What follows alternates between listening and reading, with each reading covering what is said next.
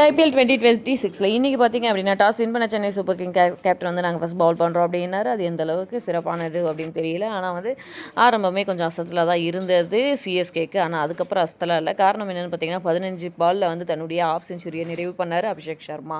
அதுக்கடுத்து தான் பார்த்தீங்க அப்படின்னா எல்லாரும் வந்து வந்த வழியை பிடிச்சிட்டே போனாங்க. சிலர் வந்து நின்று ஆடினாங்க. கிளாஸ்லாம் பார்த்தீங்கன்னா கிளாசிக்கான ஒரு மேட்ச்சை தான் வந்து இன்றைக்கி பண்ணி கொடுத்துட்டு போனார் எஸ்ஆர்ஹெச்காக. அவர் பார்த்தீங்கன்னா 59 ரன்கள் 39 பந்துகளில் 2 6 6 பவுண்டரிக்கு வந்து இதில் அடங்கும். அதே போல் சிஎஸ்கே பவுலர்ஸ்க்கு வந்து சாமையாக ஒரு சல்யூட்டியாக போட்டு ஆகணும். காரணம் என்னென்னா ஜாமி வார்டன் 3 விக்கெட்டு, அப்புறம் அன்ஷுல் கம்போஜ் வந்து 3 விக்கெட், அப்புறமா குர்ஜப்னீத் வந்து 1 விக்கெட், அப்புறம் நூர் அகமது 1 விக்கெட்னு எல்லாருமே வந்து விக்கெட் எடுத்து கடைசியில் பார்த்தீங்க அப்படின்னா 194க்கு 9 விக்கெட்டை இழந்து அவங்க வந்து 195 எடுத்தா வின் அப்படின்ற ஒரு டார்கெட்டை தான் சிஎஸ்கேக்கு ஃபிக்ஸ் பண்ணியிருக்காங்க. பார்ப்போம் சிஎஸ்கே பேட்டர்ஸ் வந்து எப்படி ஆடுறாங்கன்னு சொல்லிட்டு. ஆனால் எம்எஸ்டி இல்லாதது ஒரு டிசப்பாயின்மெண்ட் தான்.